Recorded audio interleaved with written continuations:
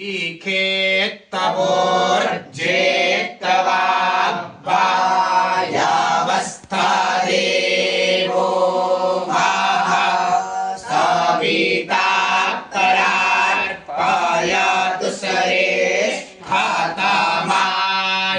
कर्मण आप्याय गवामग्न्या इन्दराय भागम् प्रजापतिरणमीवा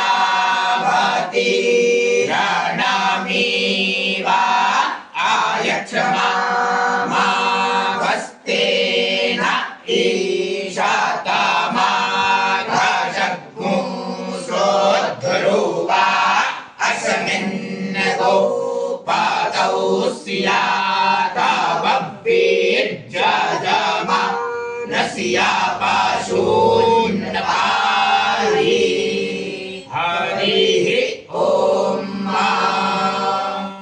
हितं यज्ञस्य देवमृत्युजम् होतारं रत्नधातमम् ऋग्वेदं पूजयामि सामवेदाय नमः।